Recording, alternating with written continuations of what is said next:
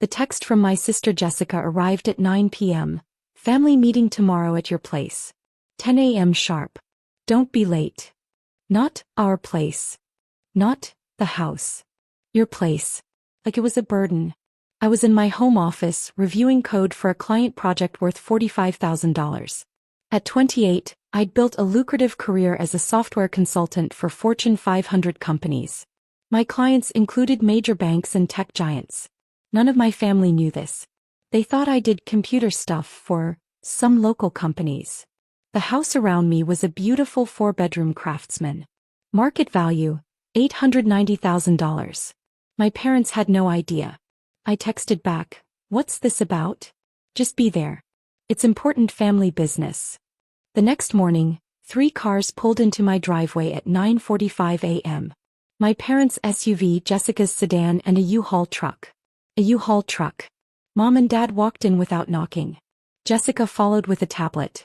Behind them came Aunt Karen, Uncle Steve, Jessica's husband Brandon, and my grandmother. "Sit down, Maya," Dad said with his authoritative tone. "We need to talk about the living situation." I remained standing. "What living situation?" Mom glanced at Jessica, who stepped forward. "Maya, you're 28 and single. This house is too big for one person." "Dad's retiring next month," Jessica continued. "They need to downsize. This house, the family home, makes the most sense." "The family home?" I repeated. "Yes," Dad interjected. "We bought this house, Maya. We've been letting you stay here, but it's time we moved back in. You can take the guest room." "The guest room? In my house?" "We already gave notice on our apartment," Mom added. "The truck is here. We're moving in today." "You gave notice," I said slowly. "We've been generous letting you live here rent-free," Dad said. "We need this space now. You barely use these rooms anyway." Jessica pulled up her tablet. "I made a schedule. Mom and Dad get the master bedroom. Brandon and I will take the second bedroom for weekend visits." "Weekend visits?" I asked. "It's the family house. We share." Jessica looked at me like I was dense. "That's what family does." Aunt Karen nodded. "Your parents sacrificed everything to buy this house. The least you can do is share it." My grandmother added, "Children take care of their parents. We didn't question it in my day." I looked at their entitled faces, already planning furniture placement. "Just to be clear," I said carefully, "you believe Mom and Dad own this house?" "Of course they do," Jessica snapped. "They bought it 20 years ago. Just because you've been living here doesn't make it yours." "And you gave notice on your apartment," I repeated. "You have nowhere else to go." "That's why we're moving in today," Mom said, gesturing toward the U-Haul. "Brandon and Steve will start bringing boxes in. Clear out the master bedroom." I walked to my office and picked up my phone. "What are you doing?" Dad demanded. "Calling my lawyer," I said, dialing. Jessica laughed. "Your lawyer? Maya, don't be dramatic. This isn't legal. This is family." "Robert Chin speaking." "Robert, it's Maya Patel. I need that property documentation package at my house." "No." "Family meeting in progress." 20 minutes, Robert said. I hung up. "This is ridiculous," Dad said. "We don't need lawyers. We're your parents. We're moving in." End of discussion. "Then you won't mind waiting 20 minutes, I said pleasantly. "He's bringing documents you'll find interesting." Mom's face flushed. "Maya, your attitude is extremely disrespectful." "Is it?" I asked. Jessica kept pulling up renovation ideas. "I'm thinking we knock out this wall. Open concept is huge right now." "That's load-bearing," I said. "We'll hire contractors," she replied dismissively. "Brandon and I want to flip houses. This will be practice." Brandon was measuring windows. Uncle Steve was in the garage assessing storage. My family was planning renovations on my house. At 10:42 a.m. Robert Chin arrived. Partner at the city's most prestigious law firm, specializing in property law. His fees started at $600 per hour. He entered carrying a leather portfolio. "Good morning," Robert said professionally. "I'm Robert Chin, Ms. Patel's attorney. I understand there's confusion about property ownership." "No confusion," Dad said dismissively. "This is our house. My daughter is being difficult." "I see."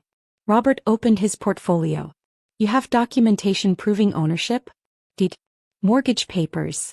We don't need papers, Mom said. We bought this house 20 years ago. Robert looked at me. I nodded. Hold up.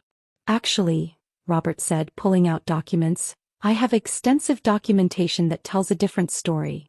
He spread papers across my dining table. My family crowded around. This is the property deed for this address. Current owner, Maya Patel.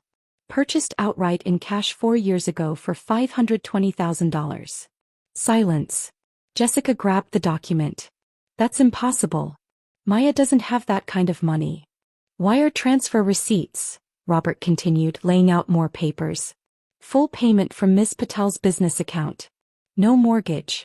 No co-signers. Sole owner. Dad's face went pale. But this was our house. You rented here, Robert corrected. The previous owner was a corporate entity using it as a rental. When they sold, Ms. Patel purchased it. She allowed you to continue living here rent-free for 2 years before you moved to your apartment. Wait, Jessica said slowly. Maya has owned this house for 4 years? Correct. She's been sole owner and paid all property taxes, insurance and maintenance. Mom sat heavily. You bought our house. I bought a house I could afford.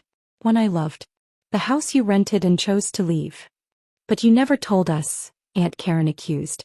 You never asked, I interrupted. You assumed. Like you assumed I couldn't afford it. Like you assumed I'd have no problem with you moving back in. Robert pulled out more documents. Property tax records for 4 years. All paid by Ms. Patel. Receipts for new roof, updated electrical, kitchen renovation, HVAC replacement. Total investment, $160,000, all paid by Ms. Patel. The kitchen, Mom whispered. You said the landlord did that. I am the landlord, I said. I'm the owner. I renovated my house. Jessica scrolled frantically on her phone. Property records, it's true. Maya Patel, sole owner. Where would you get that kind of money? Dad asked weakly. I'm a software consultant. I build custom systems for Fortune 500 companies. My average project fee is $50,000. I complete about 12 projects yearly. I've been doing this since I was 22. But you said you worked with computers, Grandmother said, confused. I do. Very expensive computer systems for very wealthy clients. You never told us, Mom said, hurt. You never asked. Every family dinner was about Jessica's promotion or car or campaigns.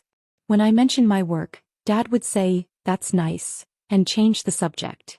Jessica's face reddened. So you've been secretly rich? That's deceptive. I've been quietly successful. There's a difference. I didn't hide it. You never bothered to look. Robert interjected. Ms. Patel also documented financial support to family members. He pulled out papers. $15,000 loan to Jessica for a car, never repaid. $8,000 loan to your parents for property taxes, never repaid. $5,000 to your uncle for medical bills, never repaid. Uncle Steve looked away. You told us those were gifts, Jessica said. You told yourselves they were gifts. I called them loans. You chose not to hear that. Brandon spoke up. So legally they have no claim to this property? None whatsoever, Robert confirmed. They're currently guests in Ms. Patel's home. Guests who announced they were moving in without the owner's consent. But we gave notice on our apartment, Mom panicked. We have nowhere to go. That was your choice, I said steadily. You made that decision without consulting me, the actual owner. We're family. Dad shouted. You can't throw us out. You were planning to demote me to the guest room in my own house. Jessica was planning renovations. You brought a moving truck. None of you asked. Robert pulled out a final document. This is a formal notice to vacate, effective immediately. Ms. Patel is within her legal rights to require all non-residents to leave today. You're evicting us? Aunt Karen gasped. Your own parents? They evicted themselves when they gave notice without confirming they had anywhere to go. Revelation. Jessica's phone rang. She went pale. It's my landlord. Someone called asking about our weekend visits here. He wants to know if we're subletting. That would be my office, Robert said. We're conducting due diligence on matters related to this property. Brandon grabbed Jessica's arm. We need to go. Now. But my parents didn't move. Mom was crying. Dad stared at the property deed. 28 years, Dad said quietly.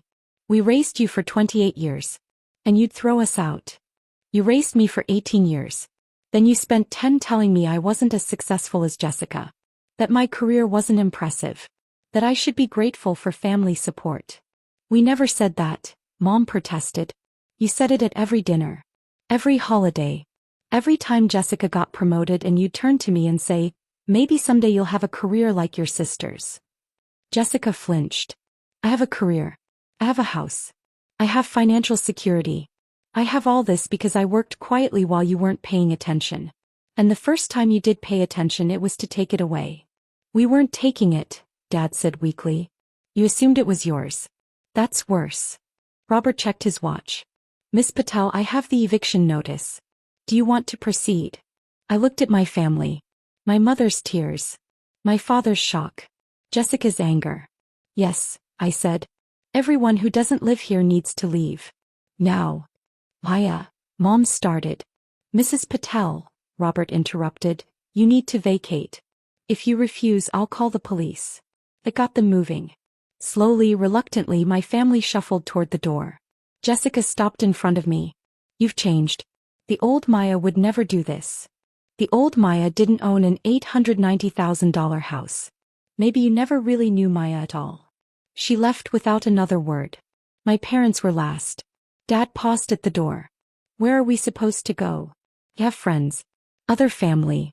The same options I would have had if you'd succeeded in taking my guest room. We're your parents, Mom said. Then you should have treated me like your daughter.